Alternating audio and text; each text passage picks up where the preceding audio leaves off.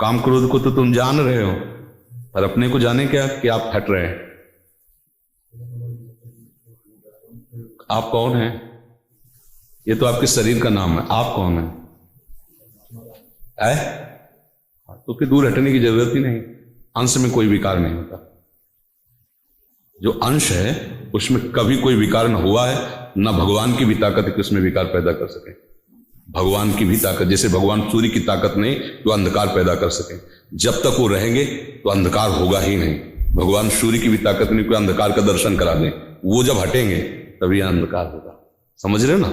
हाँ, अब हमारा जो भ्रम है वो शरीराभिमान है। हम अपने को शरीर मानते हैं। जे भी शरीर को हमने अपना माना तभी से हम भगवद अंश हैं।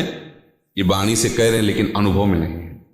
अनुभव में पांच भौतिक शरीर और जो सूक्ष्म शरीर और कारण शरीर, इन्हीं तीनों में हमारा राग ऐसा फैल गया है कि अंतःकरण की स्फुरण को मैं अपने में मानता हूं, अंतःकरण धर्म को मैं अपना धर्म मानता हूं, अंतःकरण की मांग को मैं अपना मानता हूं। बस अब गड़बड़ हो गया।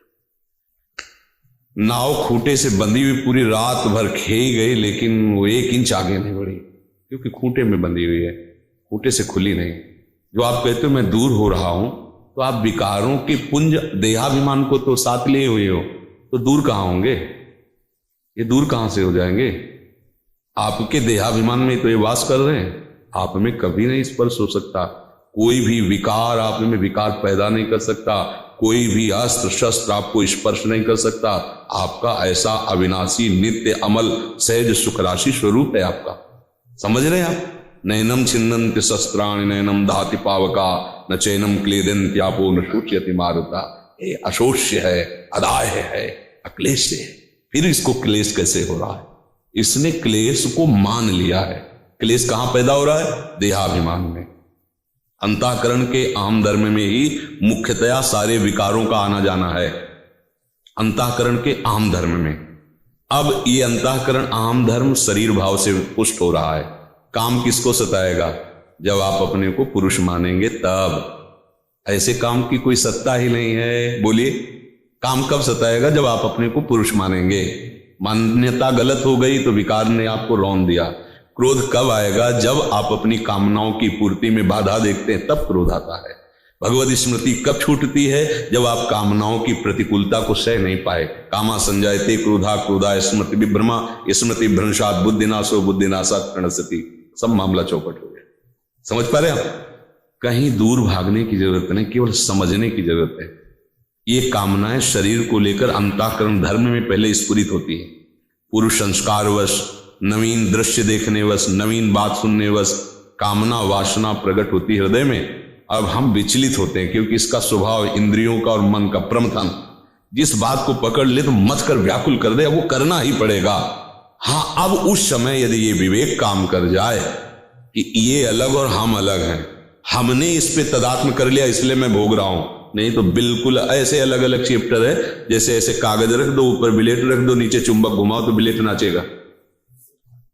बिलेट में नाचने की शक्ति नहीं है, चुंबक के आकर्षण से। न चुंबक नचा रहा है, उसकी स्वाभाविक शक्ति ऐसी है। ऐसे इस मैं तत्व की स्वाभाविक शक्ति ऐसी है कि इंद्रियां अंतःकरण सब उसी की शक्ति से संचलित हो रहे हैं। ना मैं में कर्ता भाव है और ना इनमें सामर्थ्य हमें नचाने की, पर भ्रमवश हम नाच रहे हैं इनको अपना। गोस्वामी जी ने लिखा, जड़ चेतन ग्रंथि पड़ गई यद्यपि मृषा पर छूटक कर रहे। इसीलिए भगवान कह रहे हैं कि इनको तुम सहो, है सहो चुपचाप। भगवान ने आदेश किया है, मात्रा स्पर्शास्तु कौन्ते शीतोष्ण सुख दुखदा आगमा पाइनो अनित्यास तास तितिक्षस्व भारत। सहना कैसे होता है? ये मेरे में आए ऐसे नहीं सह सकते, फिर तो तुम्हें रौंद देंगे। मेरे में ये नहीं है, इस बात से सहो। ये अंतःकरण में स्फुरित हो रहे हैं। अय मन बुद्धि, तू अब मुझे विचलित नहीं कर सकता। जा, तेरा संकल्प और तेरा सबका त्याग करता हूं। कर तू संकल्प भोगों का, मैं नहीं आदेश करता, मैं नहीं स्वीकार करता। बिना तुम्हारे दस्तखत के अंतःकरण कुछ नहीं कर सकता। तुम्हारी तन्मयता ही उसका दस्तखत है। मुझे खाना है, मुझे देखना है, मर गए, मार दिया उसने, क्योंकि आपने दस्तखत कर दिया। ये मैं भोगूंगा, मैं देखूंगा, मैं सुनूं, यही पतन का रास्ता है। नमम ये सिद्धि है, ममेति ये सबसे बड़ी दुर्गति है। समझ पा रहे हो? हाँ ये मेरा है, मैं ऐसा करूंगा, ये मैंने भोगा मैं भोगूंगा, इसी का नाम दुर्गति है।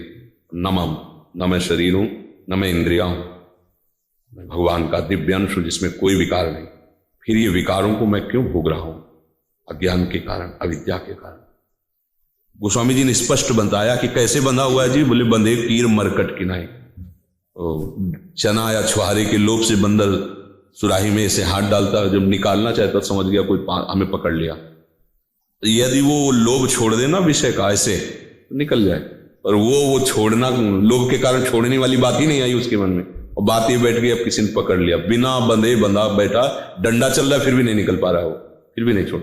तोता ऐसे पोल पे बैठा दाना के लिए, पोल घूम गया, अब वो सोचता अगर मैं छोड़ दिया तो मर गया, तो अगर छोड़ दे तो उड़ जाए, पर वो ऐसे पकड़ लेता है, आराम से आकर के उसको बहलिया ले जाता है। ठीक ऐसे ही इंद्री का विषय, इंद्री जन्य भोगों का चिंतन, शरीर संबंधी रिश्ते नाते, हमने ऐसा पकड़ लिया कि अगर इनको छोड़ा तो मैं मरा, और इनको छोड़ दे तो अमर अविनाशी ऐसा अनुभव हो जाए। बंधे कीर मरकट की लाई, समझ पा रहे?